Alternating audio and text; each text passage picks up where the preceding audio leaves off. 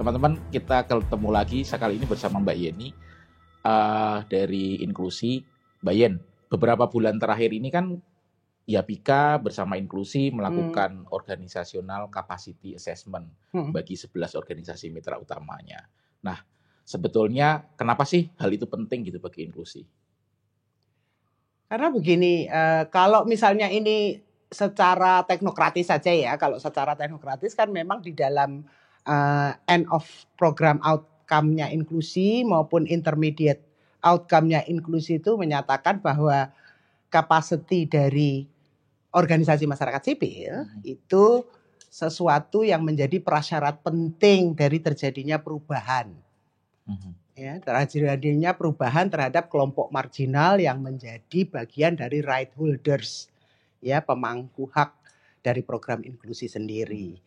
Dan kalau melihat pada kenapa kemudian kita mengembangkan sendiri ya, kalau kita melihat pada berbagai instrumen atau alat untuk pengukuran kapasitas, itu kan sebagian besar itu melihat ke dalam organisasi saja.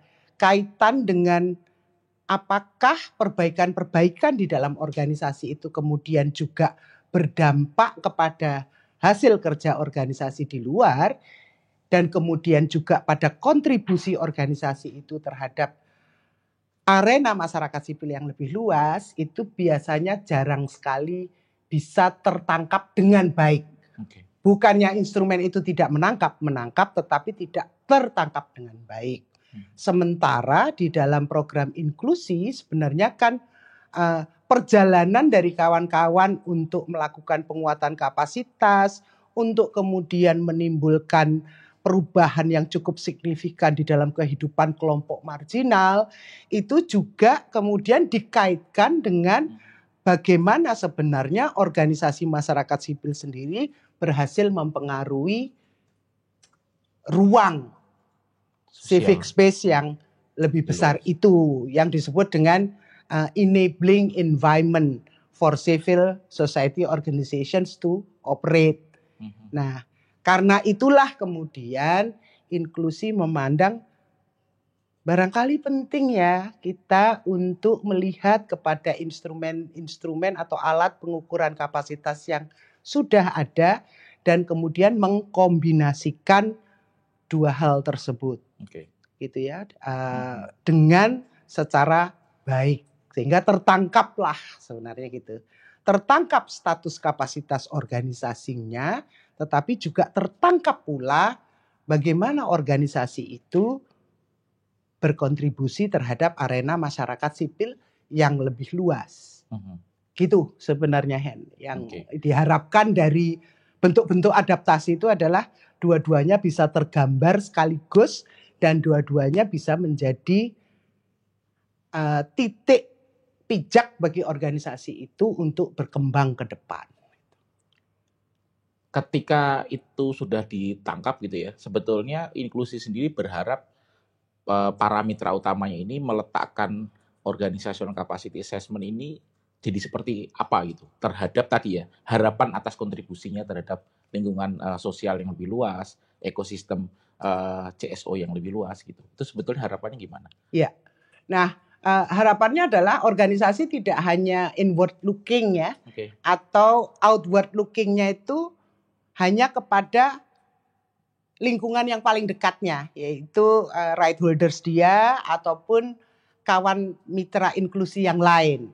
Karena kalau itu banyak sekali proses-proses refleksi, pembelajaran bersama yang memang sudah diperkuat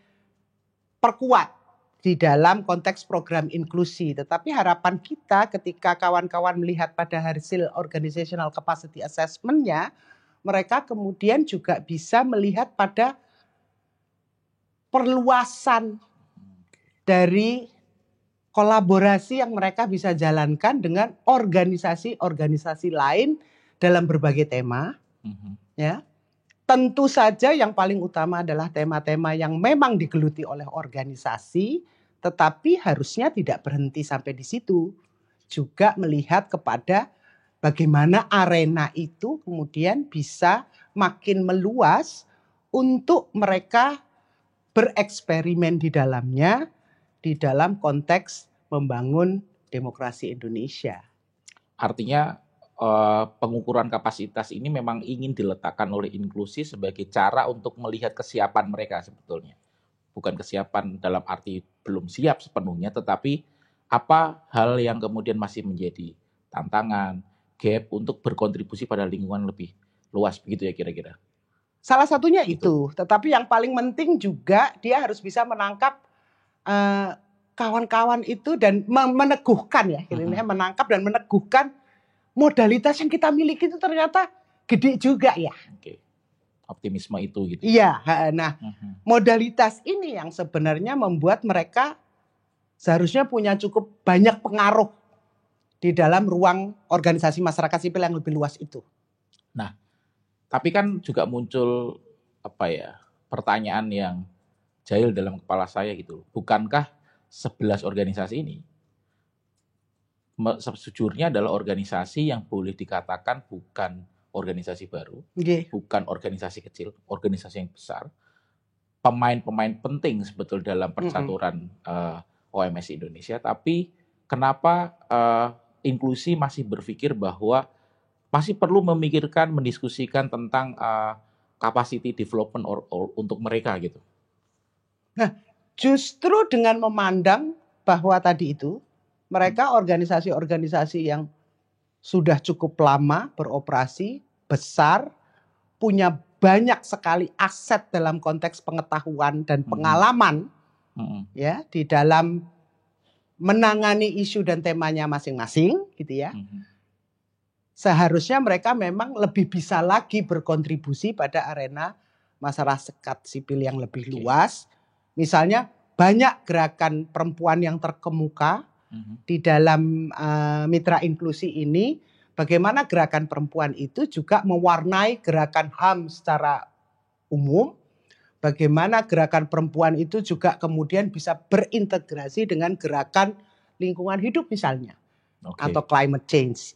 Itu justru yang menjadi harapan sehingga tidak saja bahwa kawan-kawan itu bisa menempatkan dirinya menjadi aktor yang sangat penting dalam gerakan yang jauh lebih luas, bahkan pada gerakan buruh, gerakan petani dan sebagainya, tetapi mereka kemudian juga bisa menyebarluaskan, menggetok tularkan pendekatan inklusi pada arena yang lebih luas ini. Kan sebenarnya kalau kita lihat juga inklusi sosial itu satu hal yang relatif lebih baru daripada tema-tema yang lain yang sebenarnya sangat dibutuhkan oleh beragam gerakan ya. Kita ingin mengatakan misalnya bahwa biasanya kawan-kawan itu punya satu segmentasi dari right holders atau pemangku hak tertentu yang mereka support.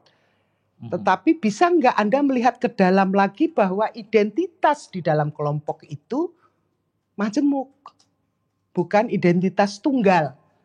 Nah, justru ketika kita melakukan pendekatan inklusi, kita berharap bahwa di antara kemajemukan itu siapa yang paling terpinggirkan lagi, dan itu yang juga harus didukung lebih jauh lewat integrasi pendekatan inklusi sosial. Nah, kawan-kawan mitra inklusi saat ini juga punya pengetahuan itu. Kenapa tidak mereka kemudian ketika menjadi aktor penting di dalam arena masyarakat sipil menyebarluaskan sehingga beragam gerakan ini juga mengintegrasikan pendekatan inklusi sosial. Dalam bayangan saya itu ya. Dengan kata lain bahwa asesmen ini akan diletakkan juga memang sebagai sarana untuk menata, meneguhkan apa yang kemudian akan dikontribusikan gitu ya. Khususnya meletakkan mereka juga ada dalam kapasitas sebagai ekosistem builder gitu ya. Iya. Di bagian masing-masingnya tentu di lingkungan masing-masing. Dengan membawa pesan-pesan inklusivitas dan tentu adalah isu-isu lain yang sudah menjadi core dari masing-masing organisasi. Betul. Kira-kira begitu ya. Iya, itu justru karena kami berpandangan bahwa mereka berkemampuan, itu ya harus terus-menerus meningkatkan dirinya sehingga kemampuannya itu diterima juga oleh bagian dari civil society yang lebih luas. Terakhir Mbak Yen, kemarin DPR dilantik, terus beberapa hari lagi presiden baru akan dilantik. Situasi Indonesia nggak sama dibandingkan mungkin 10 tahun lalu. Bicara tentang gimana meneguhkan peran di dalam ekosistem OMS di Indonesia, menurut Mbak Yen, 3 tantangan penting yang kira-kira akan dihadapi oleh para mitra inklusi dan OMS secara keseluruhan di Indonesia apa ya?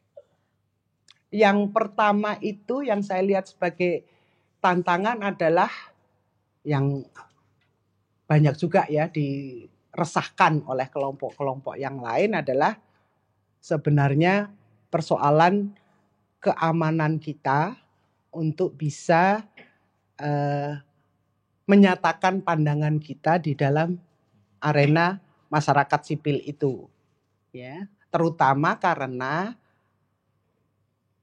yang kita lihat saat ini itu bukan vis-a-vis, bisa jadi tidak secara langsung vis-a-vis pemerintah gitu loh, meskipun tohokannya ke situ, tetapi juga diadu antar interest masyarakat sipil sendiri, ya kan? Oleh karena itu proses-proses untuk mengkonsolidasikan diri meskipun dengan beragam strategi itu menjadi sangat penting.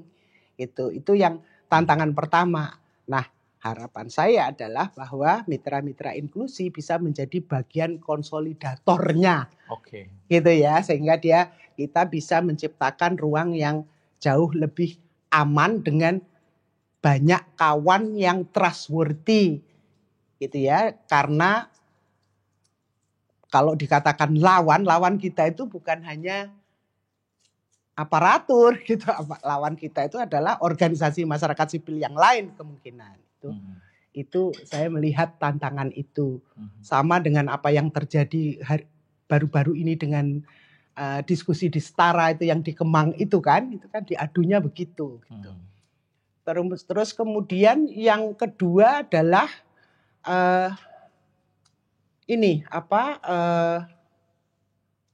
potensi bahwa peran-peran kita juga dianggap semakin kecil gitu. Di dalam proses untuk pembangunan di Indonesia gitu. Legitimasi kita semakin menurun. Ya, semakin menurun gitu ya, dengan ketika pemerintah itu kemudian bicara soal masif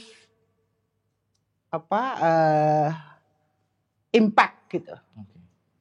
Sebenarnya saat ini juga sudah mulai terjadi tuh. Bappenas mengatakan masa inklusi dengan uang segitu taruhlah gitu ya 11 miliar per tahun cuman mampu 250.000 orang. Kita kan maunya jutaan yang kena. Misalnya kayak gitu ya, dan seperti itu kan terjadi gitu perbandingan seperti itu. Tapi 11 miliar itu dibanding triliunan bansos yang digelontorkan oleh pemerintah itu ya memang sedikit gitu kan. Nah, yang sebenarnya agak menyedihkan gitu loh, bahwa bicara soal kuantitas spread yang bisa dampak ya yang ditimbulkan oleh masyarakat sipil itu dianggap terlalu sedikit sehingga dia tidak lagi dibutuhkan gitu. Padahal sebenarnya kan kita tidak hanya bicara soal kuantitas tetapi juga kualitas, bagaimana teman-teman ini berusaha betul supaya terjadi penguatan kapasitas juga di sisi warga bangsa ini supaya mereka mampu mencoba untuk berupaya merebut haknya kembali. Nah itu kan memang nggak terlalu kelihatan ya hasilnya, nggak sekian banyak orang dapat KTP gitu, tidak bisa diukur kuantitasnya gitu, tetapi berapa banyak kader-kader masyarakat gitu yang kemudian justru menjadi tulang punggung dari perebutan hak mereka atas berbagai misalnya layanan publik yang seharusnya selama ini terpinggirkan ya menjadi bagian dari hak mereka gitu. Nah itu juga kekhawatiran yang kedua gitu. Jadi bagaimana kita bertahan untuk menunjukkan diri bahwa kita tidak insignifikan gitu. Tetapi kita sangat signifikan untuk mengupayakan perubahan itu dan menjadi bagian dari yang disebut sebagai mitra pembangunan yang sangat potensial untuk mendukung kerja dari warga bangsa Indonesia yang sedang menuntut dan mengupayakan hak-hak mereka dipenuhi oleh negara. Itu yang kedua. Yang ketiga apa ya, Hen? Kalau nggak ada nggak usah dipaksakan. Iya. Tapi kira-kira ini agak buntu ini. Tapi kira-kira kan benang merahnya begini Mbak Yeni, bahwa organizational capacity assessment ini itu jangan hanya dilihat secara teknis proses untuk kemudian mengukur teman-teman, tapi ini adalah sebuah sarana sebetulnya untuk berefleksi, menyiapkan kapasitas diri sebagai ekosistem builder yang hasilnya adalah gimana bisa ke depan bekerja dalam framework ekosistem sehingga tadi dampak yang ditimbulkan lebih luas sehingga meningkatkan legitimasi di hadapan pemerintah sebagai mitra pembangunan yang kompeten gitu ya, yang harus diperhitungkan juga. Yang kedua sebetulnya secara konsolidasi ini juga akan membuat kita jadi lebih sustain, karena kalau bekerja secara ekosistem maka itu sesuatu yang sifatnya nggak lagi ekosektoral, tetapi masing-masing punya peran yang signifikan dan lebih kuat. Gitukah yang diharapkan sebetulnya oleh ini kan sebenarnya bukan satu upaya mengukur kapasitas organisasi. Ini sudah semuanya itu sudah organisasi yang cukup sophisticated gitu loh. Dari sejak awal itu saya bilang bahwa sophisticated gitu loh. Kita nggak perlu angka-angka untuk menunjukkan ente seberapa sophisticated, tetapi justru setuju sekali dengan Hendrik bahwa ini satu proses refleksi, ini satu proses untuk mencoba melihat kembali peran-peran yang seperti apa yang seharusnya saya lakukan di dalam ekosistem civil society yang lebih besar. Karena sebenarnya saya punya kemampuan yang cukup, modalitas yang cukup untuk berkontribusi secara signifikan di situ untuk melakukan perubahan secara bersama dan mengkonsolidasikan juga gerakan ini. So, nampaknya cukup. Terima kasih Mbak Yen atas penjelasannya. Sama-sama. Begitu teman-teman sekalian, kita akan barangkali ketemu di sesi yang lain. Terima kasih.